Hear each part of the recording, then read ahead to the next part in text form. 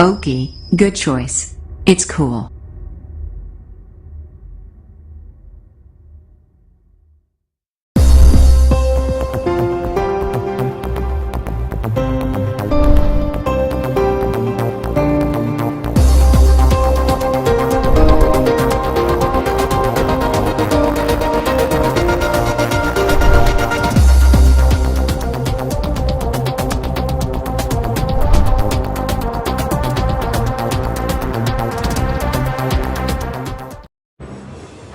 The reports came from England. This was not just a UFO sighting, it was essentially a security incident.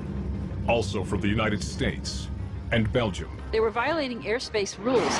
The Belgian Air Force had to do something about it. Massive triangular-shaped craft hovering in the sky. Many around the world claim to have seen them during the Cold War. But what were they? The government takes them very seriously, not because they necessarily believe they're extraterrestrial, but they are concerned about the Soviet Union and the threat it poses. At the height of international turbulence, something caused even more distress. A black triangle frenzy. We don't know what it is. It doesn't mean extraterrestrial. It doesn't mean government cover-up. It doesn't mean your pet theory is right. It just means I don't know.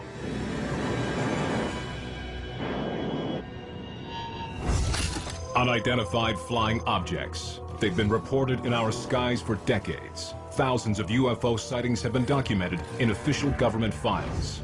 Most have logical, scientific explanations, yet some cases remain unexplained, classified, unidentified. Can newly released files reveal the truth behind these UFO encounters? March 1990.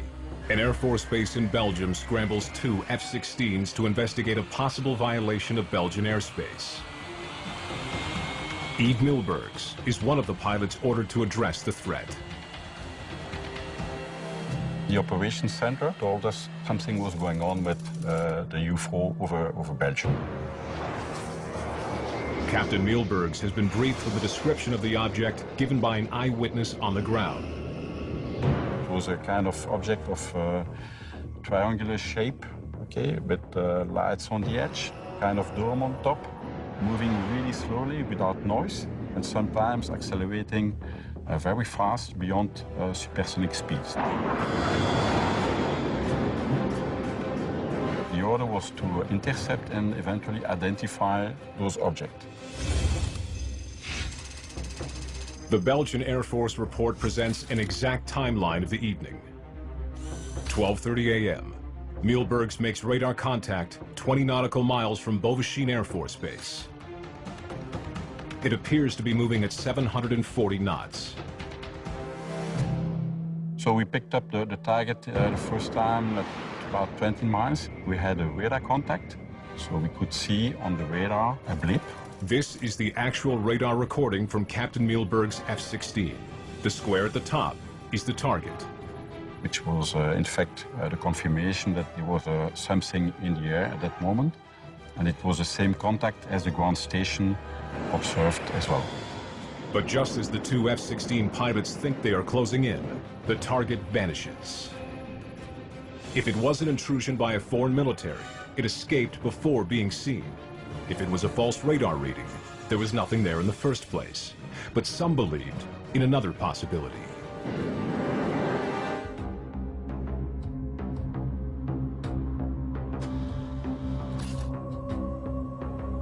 In the months leading up to this incident, hundreds of Belgians had reported seeing triangular aircraft.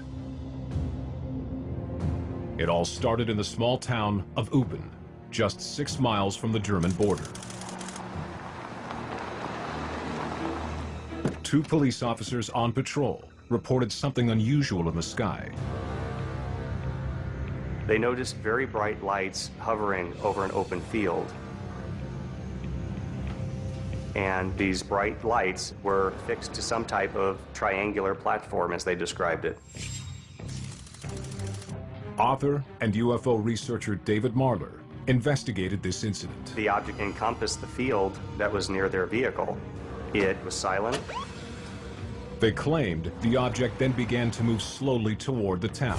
They were gobsmacked as far as what they were looking at. They had no frame of reference for this.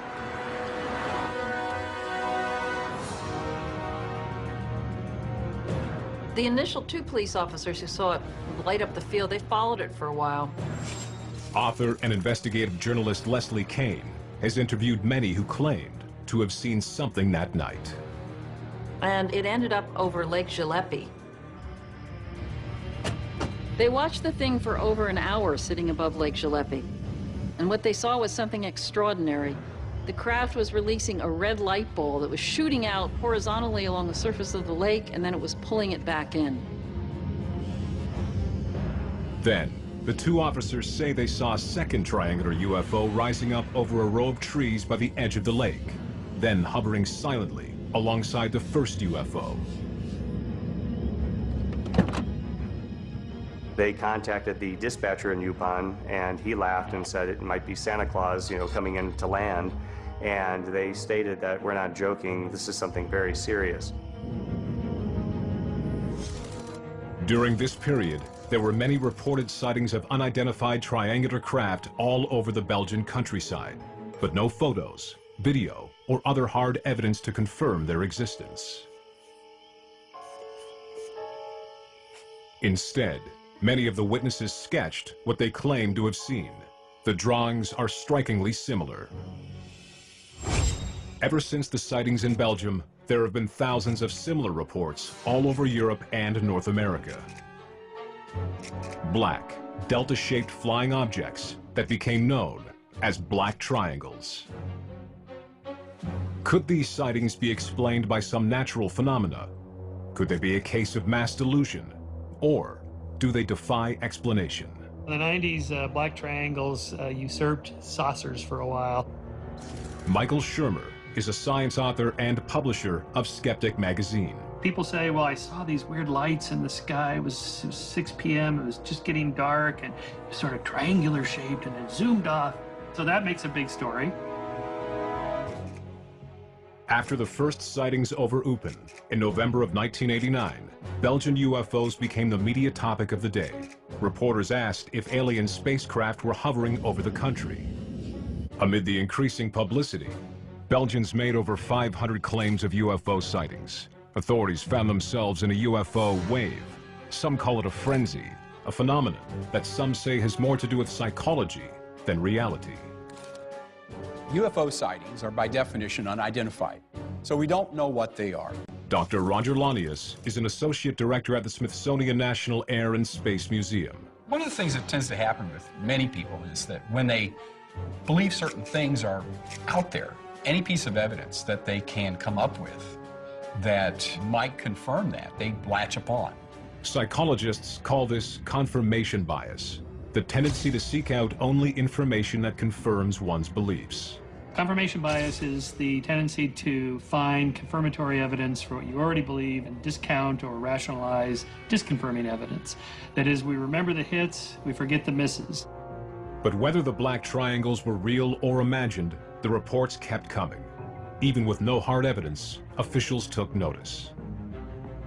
Which is perhaps why the Belgian Air Force scrambled 2 F-16s to investigate a report at the height of the UFO wave.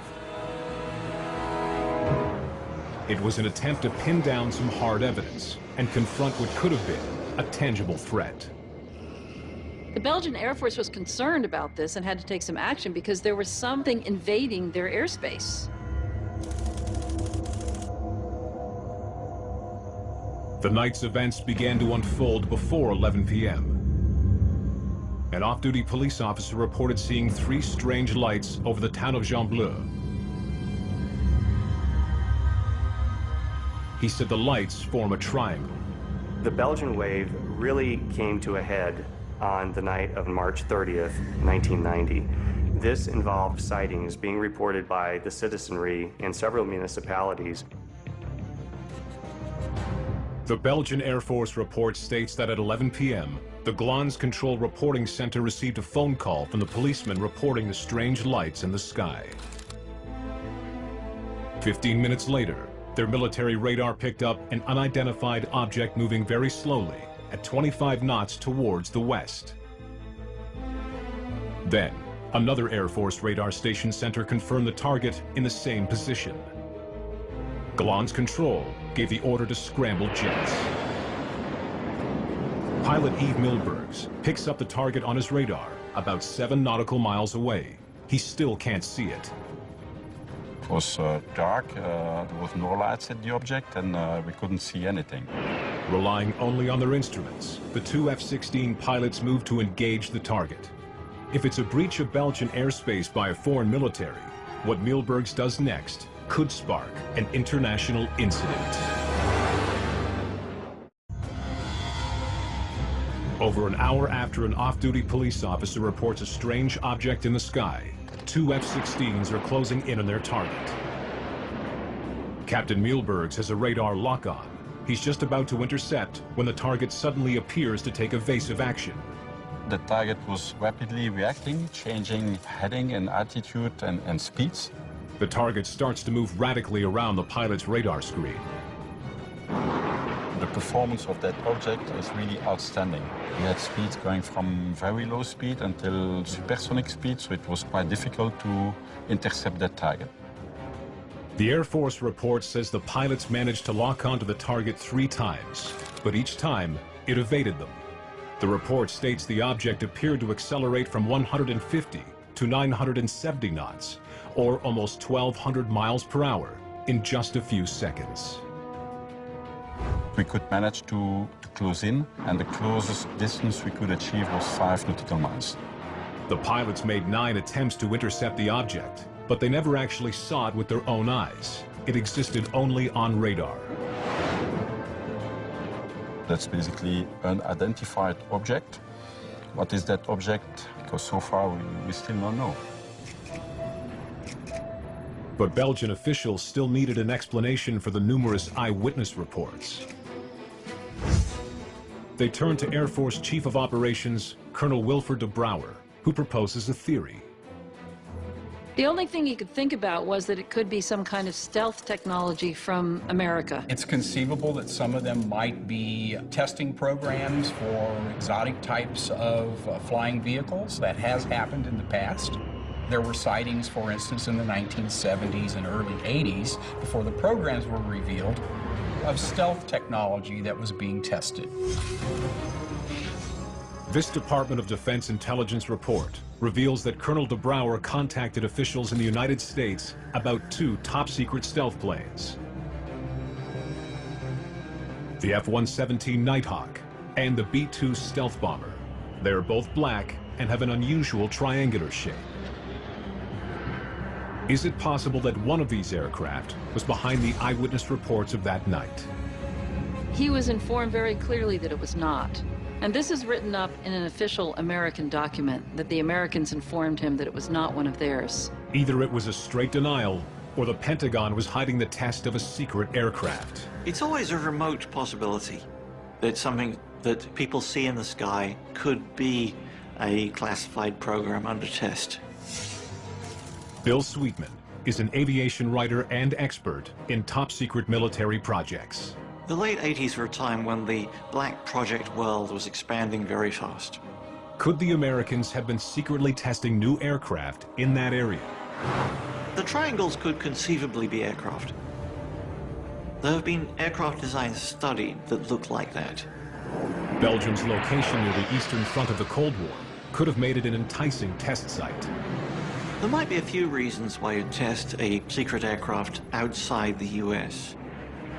You might want to test it against different defensive systems. You might have wanted to fly close to the former Soviet Union and just see if anything would pick it up.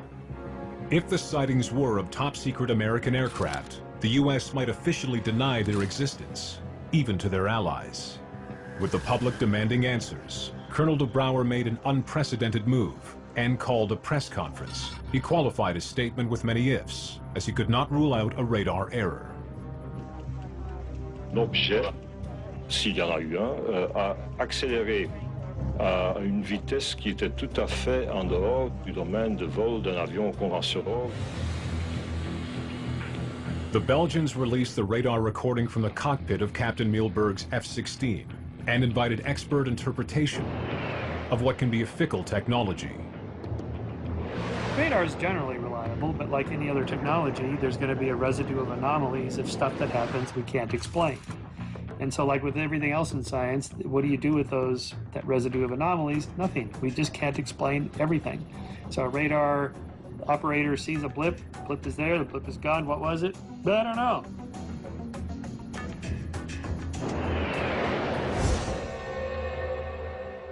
So what caused the blip on the radar that night? So what we're seeing here is the radar data collected from the F-16 radar. Dr. Raviraj Advi is an engineering professor who specializes in radar signal processing. His first question is if the target was an artifact of weather. I don't believe so, because this is not consistent with the profile of something that would be natural. Dr. Advi consults a graph of the radar data. We see that the target falls down to about 6,000 feet, but then it rapidly gains height and then starts falling at an extremely rapid rate to the point where it almost crashes into the ground. At the same time, it's making incredible changes in speed. The speed jumps from about 175 knots to about 600 knots in less than a second. That is an insane acceleration that just doesn't seem physically possible. It then does another jump. Right at the end, it's moving at 1,000 knots toward the ground. We haven't recovered any debris from any crashes, right? But it should have crashed. The extreme acceleration captured on the F-16's radar is beyond the performance of any known aircraft. But Dr. Advi may provide an answer to what Captain Muehlberg's pursued that night. His examination suggests not an alien spacecraft, but a military hoax. It is my feeling that this is a fake target created by an electronic countermeasure system to spoof this radar. It's a technique known as radar jamming. This kind of technology is used by military defense applications. They are used to create false targets so that an enemy radar believes that there are many aircraft out there while there are really none. It's a fascinating theory and could explain this particular incident, especially since the flight crew never actually saw an object. We still don't know exactly what happened that day, that's for sure. We know what didn't happen, that's for sure. It was not a meteorological phenomena, it was not a helicopter, it was not a prototype and stuff like that.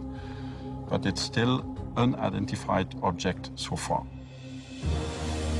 After the Air Force incident ended with nothing but odd radar readings and unanswered questions, Black Triangle sightings decreased. The frenzy in Belgium died down. But 3 years later, there was another mysterious incident, this time in Britain.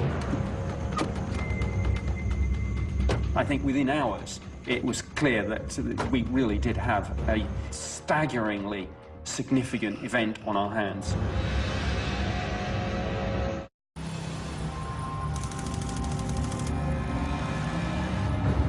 "140 miles northeast of London, exactly 3 years after the sightings in Belgium, 2 Royal Air Force policemen are on patrol outside the RAF airbase in Cosford.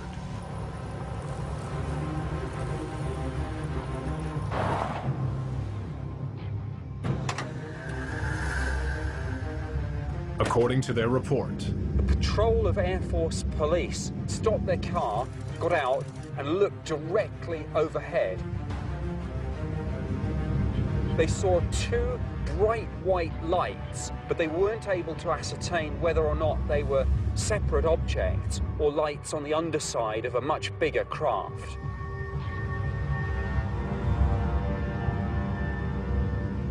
the 2 corporals return immediately to base and file this report.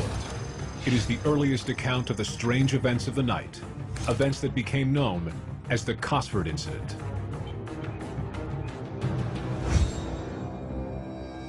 This is RAF Cosford, where the UFO sighting actually took place.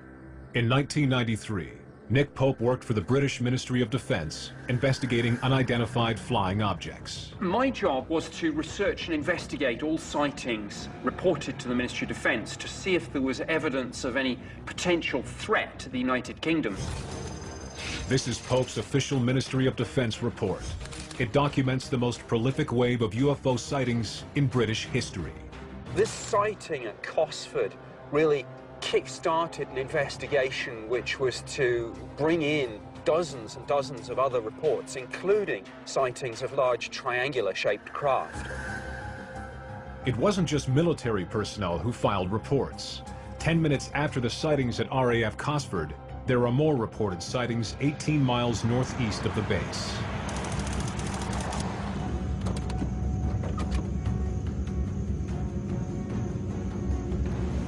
One family saw the UFO in a town called Rugeley. They got into their car, as I recall, and actually tried to chase this thing.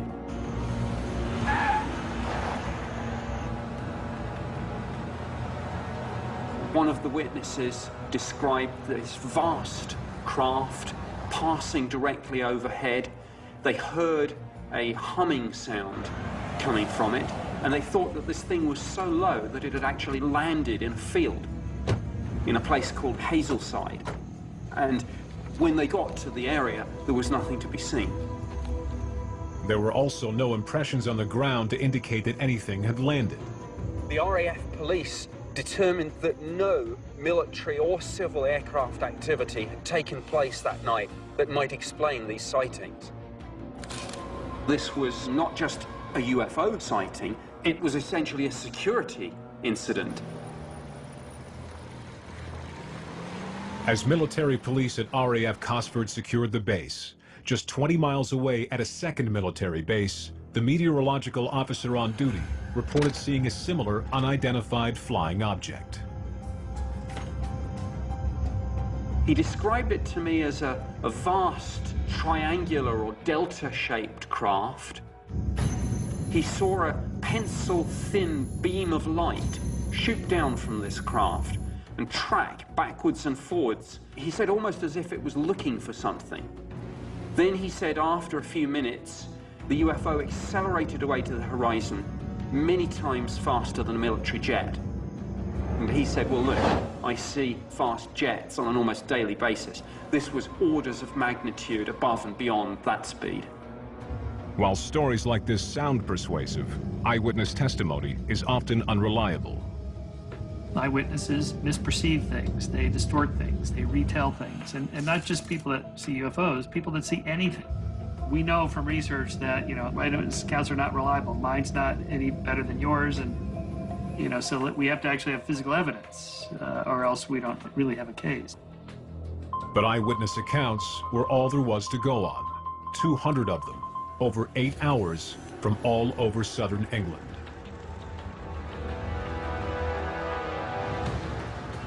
Pope and his colleagues were left to sort through the stories, trying to find explanations that would account for this spate of reports.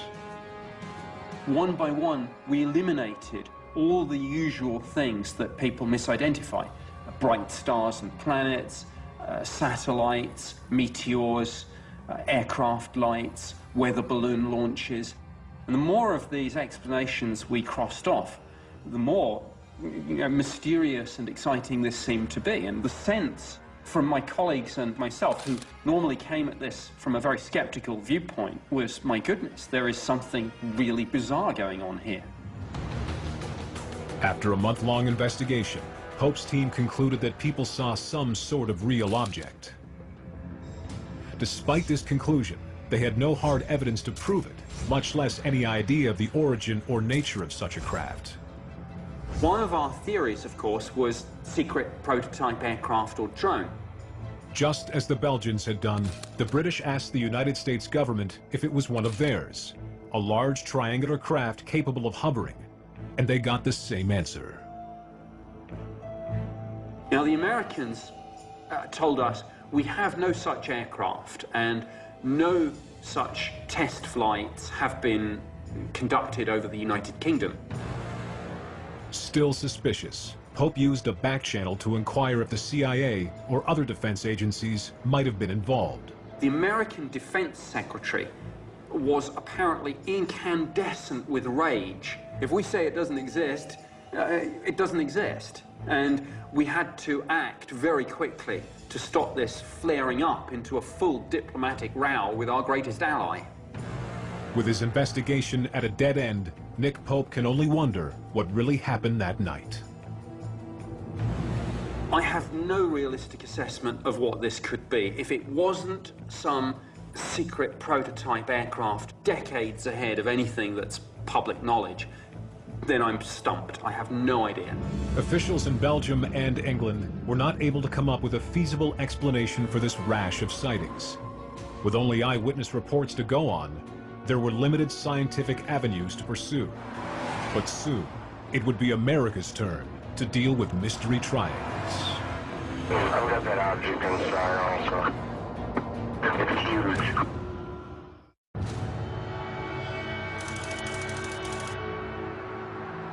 In St. Clair County, Illinois, Officer Ed Barton is on overnight patrol when he receives a call from Central Police Dispatch.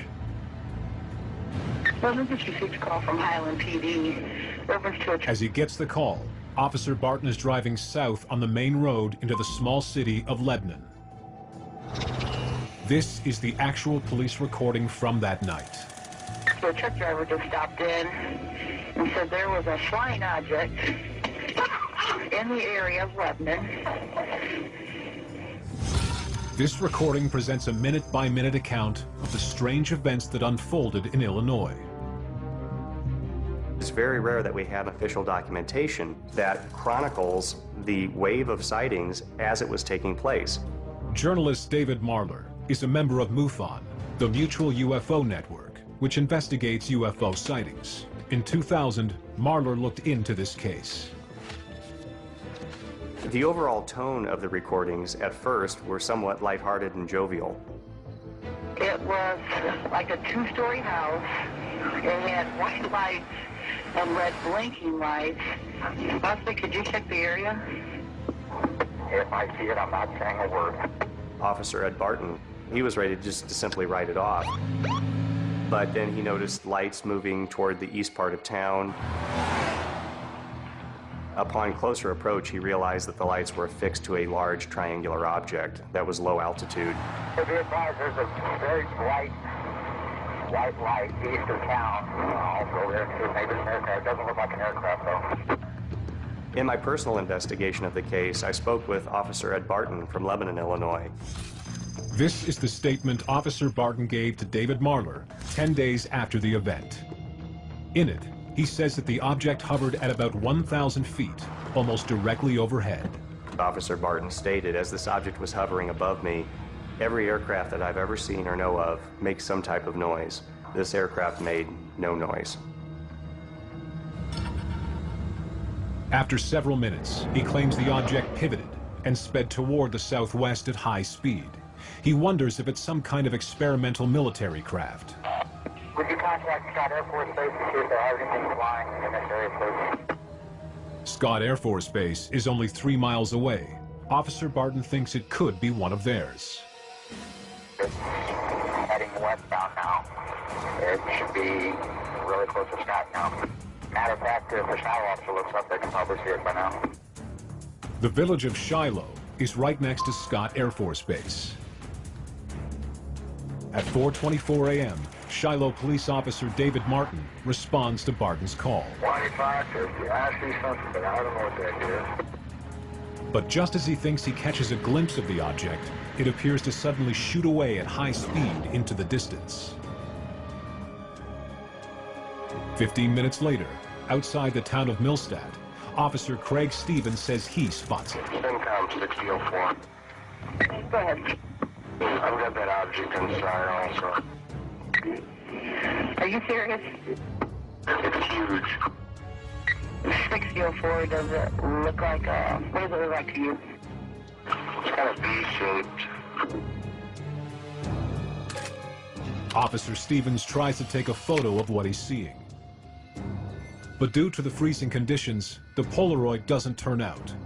There appears to be lights on the image, but there's no way to tell if it's a real physical object. Days later, Stevens makes these sketches for David Marler's report. He draws an object that is distinctly triangular. On the same night, in the town of Dupo, a fourth officer reports seeing something. Plotting the four sightings on a map, one can imagine a flight path traveling 38 miles over a 1 hour period. However, all they have is eyewitness testimony. There's no tangible evidence to examine. But the media doesn't need hard evidence to publish a story. The so-called Highland UFO made headlines. Newspaper accounts may have been fueled by the British and Belgian sightings a decade earlier. Triangle-shaped UFOs were now part of pop culture, and skeptics believe the accounts color popular perception. UFO frenzies usually begin with either a single sighting or a sighting that was witnessed by multiple people. And then it gets reported, and if it gets picked up in the media, then that can start to drive the number of column inches. Then what becomes the story is not the UFO sighting, it's the event surrounding it. And that's the beginning of a myth. That's how myths are created. The biggest problem with UFO investigators is that they almost all believe. They're not objective enough. They're too driven by what they would like to be true. They do have a preconceived belief that UFOs are out there, that they are extraterrestrial in origin, and they are searching for evidence of that. And they are spring-loaded to find that evidence. Since I personally do not believe we are being visited by extraterrestrials, I'm spring-loaded in the other direction, and I'm willing to admit that. David Marler investigates UFO sightings for MUFON, an organization that believes UFOs may have alien origins. Marler's research, like the Belgians and Nick Pope before him, began by trying to rule out the military. I was mainly interested in seeing if the military was testing any type of experimental aircraft that might have been in the area. The fact that it was seen near a major military installation warranted that question. The estimated flight path of the alleged UFO shows it would have flown within 2 miles of Scott Air Force Base. The police and military declined to comment. Then, David Marler took the investigation a step further. I filed a Freedom of Information Act request with Scott Air Force Base, and I have the official documentation as a result. In a letter dated 2 weeks after the event, the commander of Scott Air Force Base responded to Marler's questions. They came back and stated negative, that they had no military aircraft in the area. They weren't testing or supporting the test of any vehicle in the area at that time. Marler then requested the radar data, hoping to get at least some hard evidence from that night. They stated that at the time of the UFO sighting, their radar systems were down. They were not operating. Military answers are often elusive with regards to questions that could be prying into top-secret programs. So, with compelling eyewitness reports, but limited evidence to go on, Marler tries to connect the dots. Initially, I thought it was military in origin. It seemed to be the most practical explanation. But when we look at the eyewitness testimony, when we look at the description of this large triangular UFO, it bears striking similarities to Belgium, to Cosford, and at this point we have to look at this information and come away with the fact that these witnesses are essentially describing the same type of object, if not the same object. Bill Sweetman also sees a link between the objects. There are conceivable aircraft that would account for some of the phenomena that people have described as black triangles, would account for some of the things seen at Cosford, some of the things seen at in Belgium.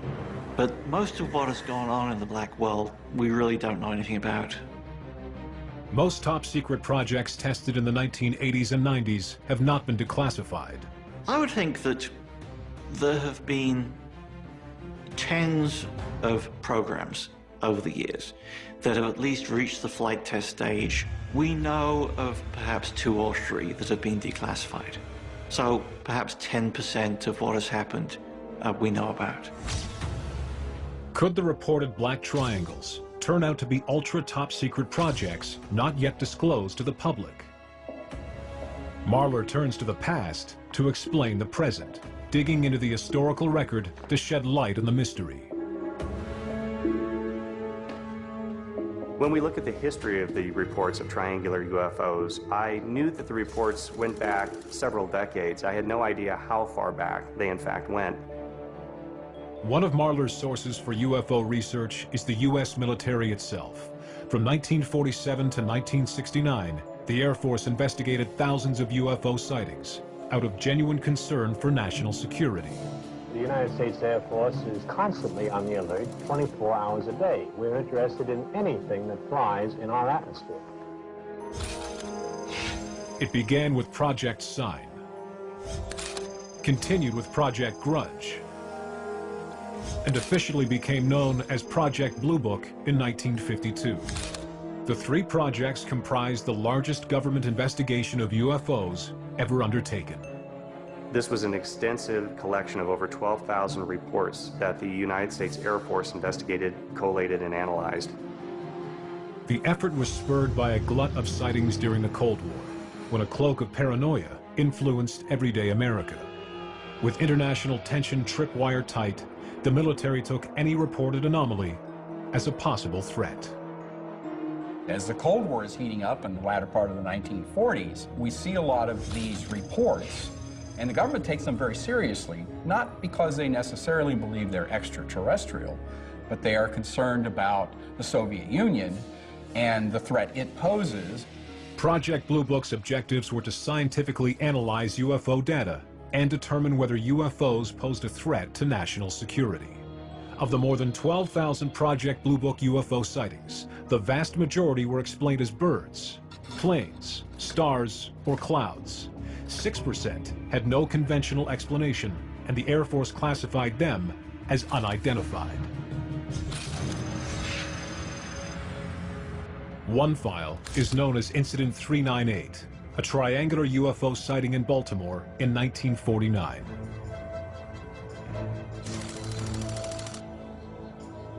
The primary witness was an art student.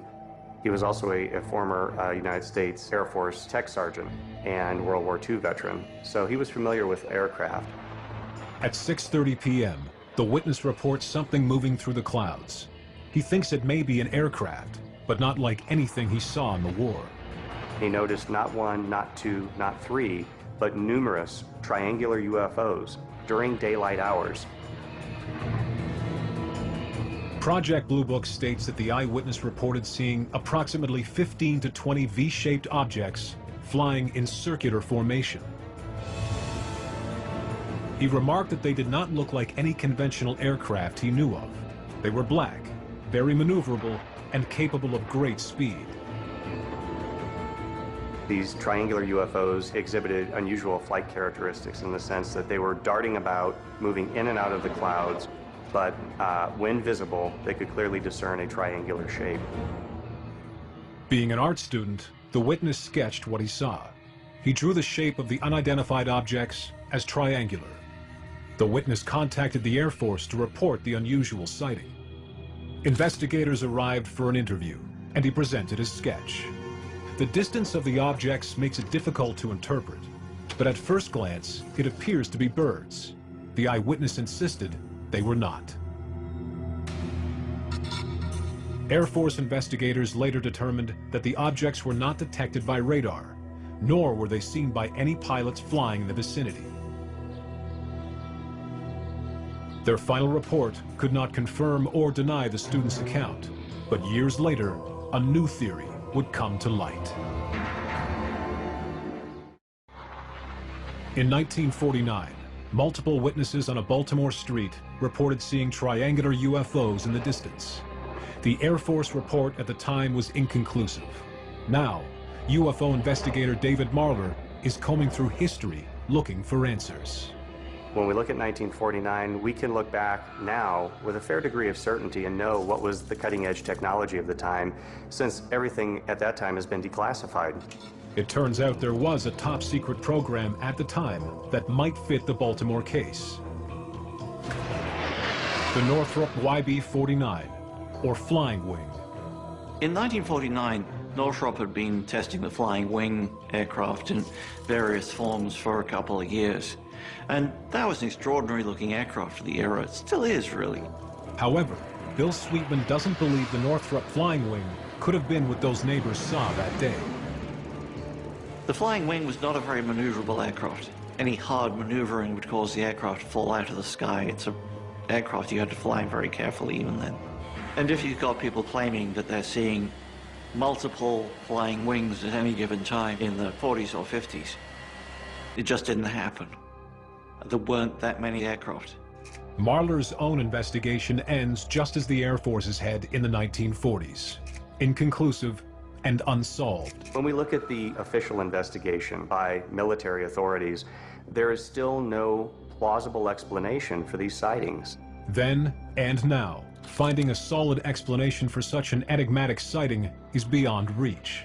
With no photographs, no radar detection, and only a handful of eyewitnesses confined to a single Baltimore street, it is one of the more questionable and difficult to solve cases found in Blue Book.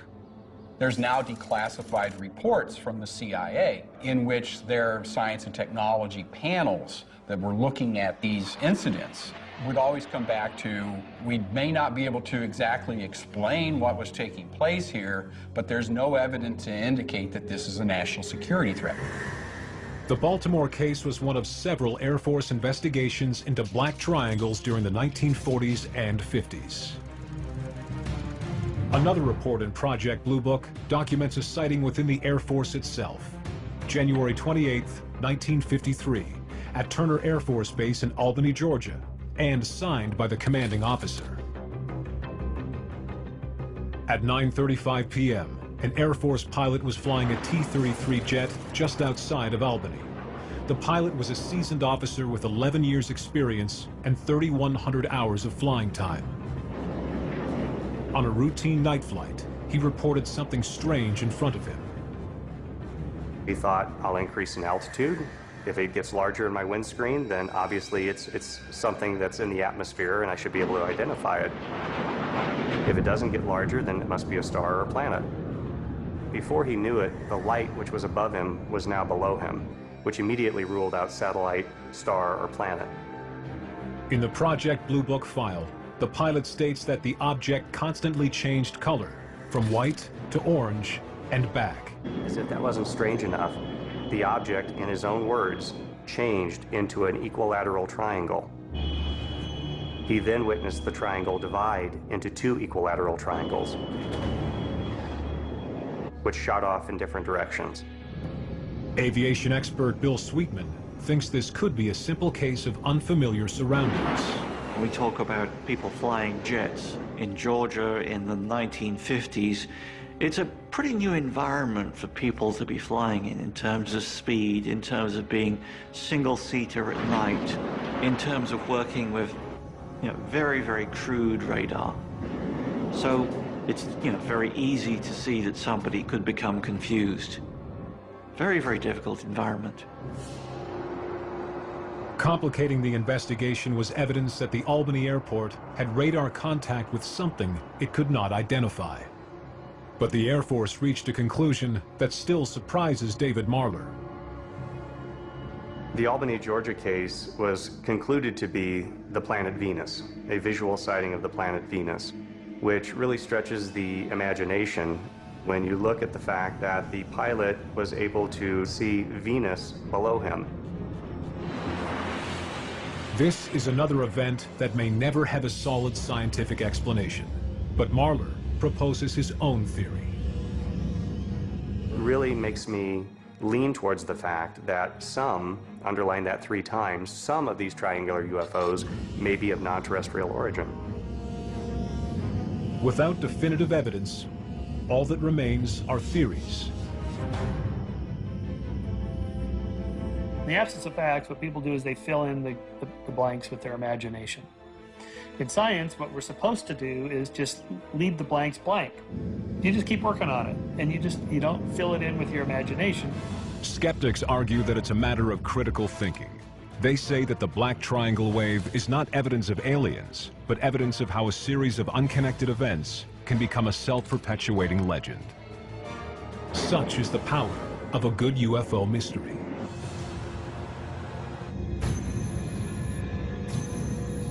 The universe is massive. You can't even begin to understand how massive. And clearly, that would suggest that there are other planets that could support life, and probably do.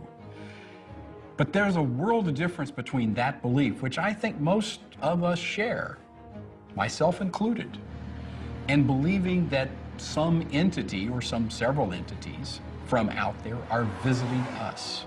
There's just no good reason to reach that conclusion. Bill Sweetman believes that the mystery exists only in the realm of human perception.